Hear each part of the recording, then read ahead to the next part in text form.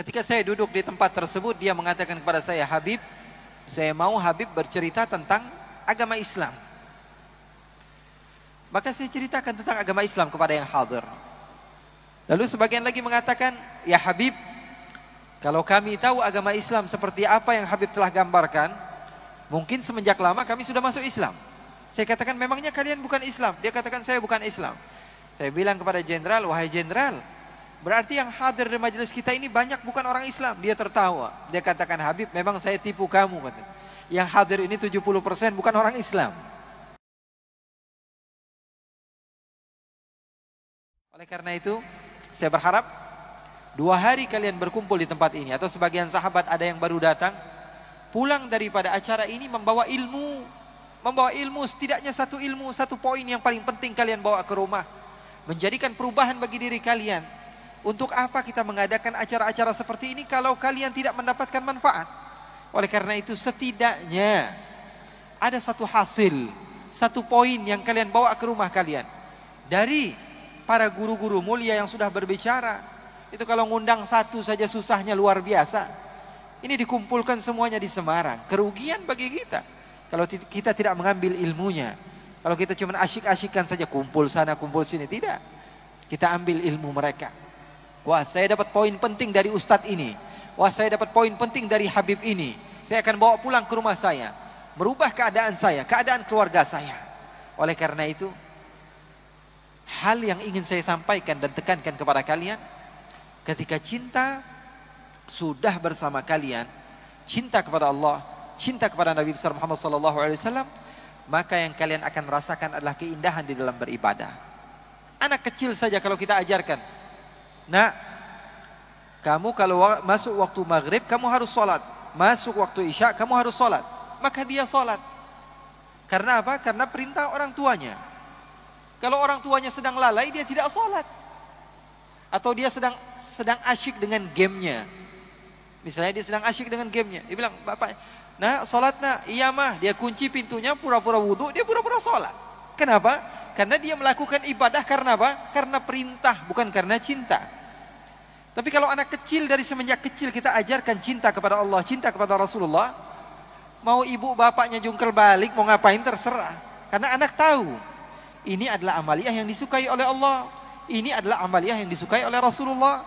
Maka dia akan melakukan, mau diketahui bapaknya, ibunya, sebodoh amat. Makanya para sahabat Nabi, para tabi'in diajarkan bagaimana cinta kepada Allah, cinta kepada Rasulullah.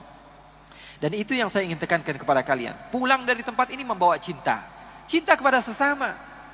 Kalau di dalam ajaran agama Islam kepada non-muslim pun, kepada orang yang tidak beriman kepada Allah, kita harus mengajarkan kebaikan kepada mereka. Apalagi kepada orang yang beribadah kepada Allah. Karena kita tidak tahu amaliyah yang mana yang membuat kita mendapatkan pahala. Saya pernah loh, di Kalimantan Timur, ada beberapa orang datang kepada saya. Bilang, Habib, saya buat kajian di Kalimantan Timur, di Balikpapan. Datang salah seorang di antara mereka mengatakan kepada saya, Habib, saya sudah sekitar 2 atau 3 tahun masuk Islam. 2 atau 3 tahun masuk Islam. Saya tanya, alhamdulillah, kamu sudah menjadi mu'allaf dan kebahagiaan bagi saya. Apa penyebab kamu masuk Islam? Apa jawabannya? Saya pernah melihat Instastory Habib di Instagram. Itu yang membuat hati saya berubah. Ingin mengenal kepada Allah. Saya bilang, saya saja lupa apa yang saya dakwahkan. Saya lupa apa yang saya tulis. Tapi bisa merubah seseorang. Karena kita tidak pernah tahu amalia apa yang kita apa yang kita buat sehingga merubah kehidupan orang. Pernah di Pangkal Pinang di daerah Sumatera, saya diundang di salah satu majelis. Keluar dari majelis tersebut, sebelum saya pulang, saya diajak ke tempat oleh-oleh. Saya belanja ini, belanja itu. Ketika saya sedikit haus, saya bilang sama salah satu murid saya mau minum. Saya diberikan air minum, lalu saya duduk. Saya minum sebagaimana sunnah baginda Nabi besar Muhammad sallallahu alaihi wasallam. Lalu sesuatu aneh yang terjadi. Salah satu orang yang bekerja di tempat tersebut, di kedai tersebut, mendekati saya. Dia keturunan Cina. Dia bilang, kamu kok asik banget pak. Kalau minum kamu duduk, kalau berbicara kamu tersenyum, kalau nawar seadanya, kalau begini, dia puji-puji. Terus saya bilang, kamu orang mana? Saya orang asli sini, keturunan Tionghoa begini-begini. Oh, kalau saya orang Islam, ngomong biasa saja. Tiba-tiba sebelum saya pulang, saya sudah berada di mobil. Saya berhenti, saya panggil lagi dia. Sepertinya kamu tertarik dengan agama Islam. Dia katakan, iya Pak. Ya sudah, kamu syahadat sekarang, kamu mau? Iya, saya mau. Kemudian dia syahadat. Dia bersyahadat. Dan dia mengesahkan Allah dan beriman kepada Rasulullah SAW. Kepada sesuatu yang saya lakukan, yang mungkin saya tidak sengaja melakukannya. Atau sesuatu yang biasa, kita anggap biasa. Update.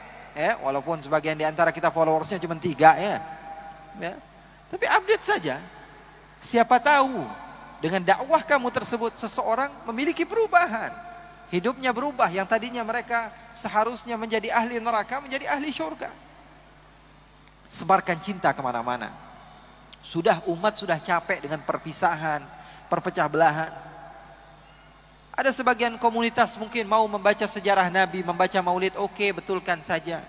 Ada sebagian lagi yang tidak mau baca, ya sudah, urusan kalian tidak mau membaca. Jangan salahkan sudah. Kita sudah capek menyalahkan satu sama lain. Yang salah itu yang menyalahkan orang lain, itu yang salah. Kalau ada orang yang sholat di masjid ini pakai kunut, di masjid yang satu lagi nggak pakai kunut. Yang pakai kunut nyalahin yang nggak pakai kunut. Yang nggak pakai kunut nyalahin yang pakai kunut. Padahal dia sholat subuh juga enggak. Betul atau tidak? Kita ributnya di situ. Makanya saya mau ceritakan kepada kalian satu kisah. Ketika saya berada di Thailand, saya berjumpa dengan seorang jenderal di sana. Dia mengadakan kajian bersama tentara-tentara. Lalu ketika saya duduk di tempat tersebut, dia mengatakan kepada saya, Habib, saya mau Habib bercerita tentang agama Islam. Maka saya ceritakan tentang agama Islam kepada yang hadir. Setelah saya ucapkan, saya kisahkan, saya bacakan daripada ayat Al-Quran dan Sunnah Rasulullah SAW sesuai dengan apa yang datang daripada Allah. Sebagian di antara mereka tertarik dengan agama Islam. Lalu sebagian lagi mengatakan, ya Habib, kalau kami tahu agama Islam seperti apa yang Habib telah gambarkan, mungkin semenjak lama kami sudah masuk Islam. Saya katakan, memangnya kalian bukan Islam? Dia katakan, saya bukan Islam. Saya bilang kepada jenderal, wahai jenderal, berarti yang hadir di majelis kita ini banyak bukan orang Islam. Dia tertawa. Dia katakan, Habib, memang saya tipu kamu. Yang hadir ini 70% bukan orang Islam. Kemudian saya katakan, kalau kalian tertarik kepada agama Islam, kenapa kalian tidak masuk Islam? Apa kata mereka? Mereka mengatakan, saya ini sengaja tidak mau masuk Islam karena saya takut agama Islam seperti yang ada di Indonesia. Loh, saya katakan, kenapa kamu takut dengan agama Islam yang ada di Indonesia?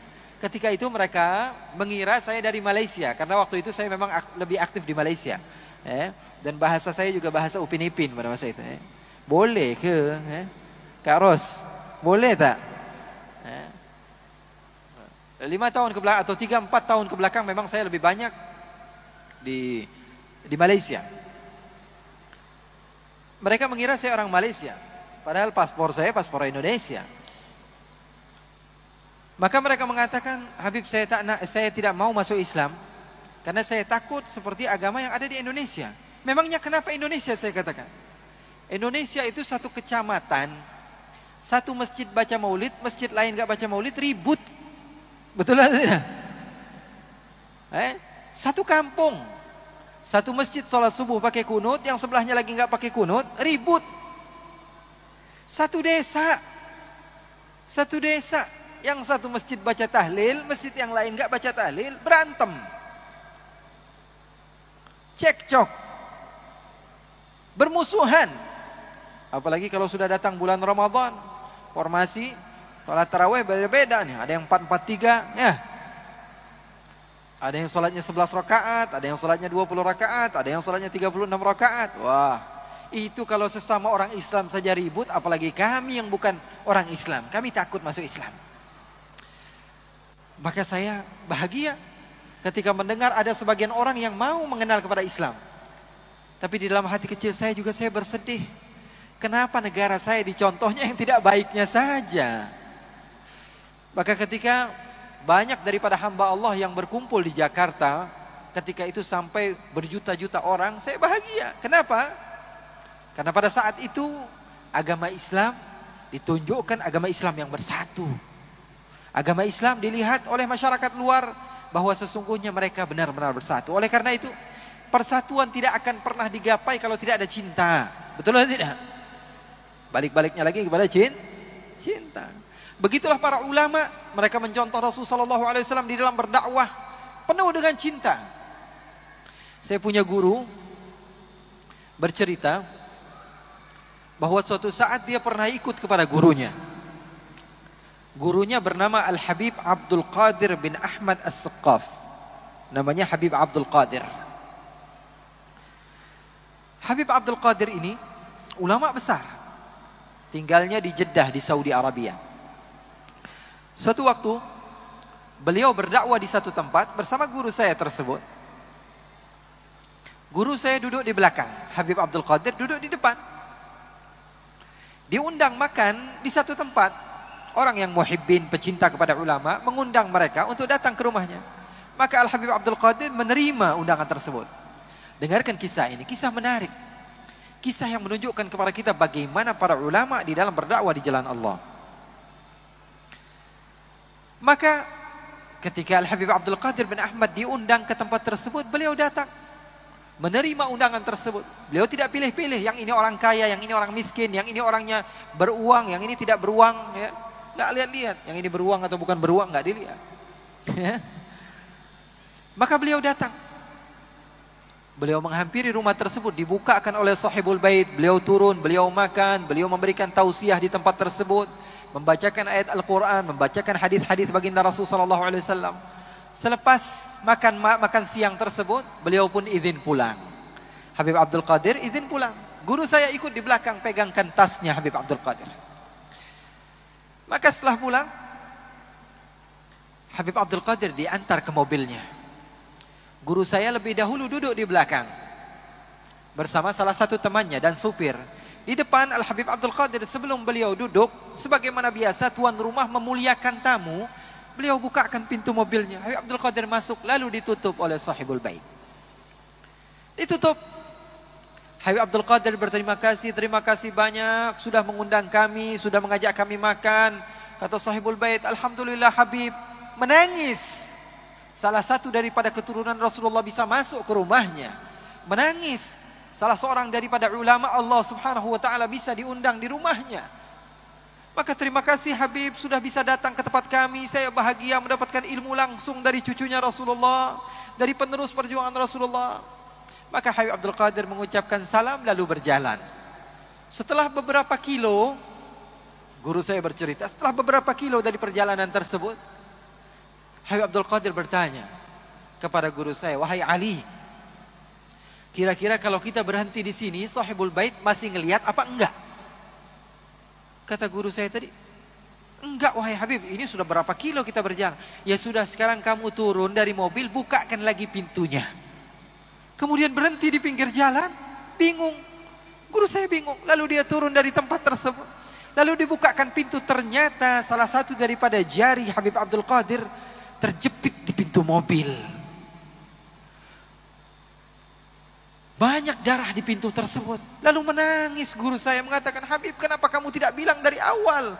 Kalau tangan kamu terjepit, apa jawaban indah dari seorang pecinta di dalam berdakwah? Dia katakan, kalau saya buka dari awal, sahibul bait yang tadinya senang menjamu saya, akhirnya merasa sedih karena telah menyakiti diri saya. Maka sengaja saya ajarkan rahmah kepada murid-murid saya, bahwa sesungguhnya ajaran agama Islam seperti itu. Dibukakan pintunya, ternyata tangannya semuanya berdarah.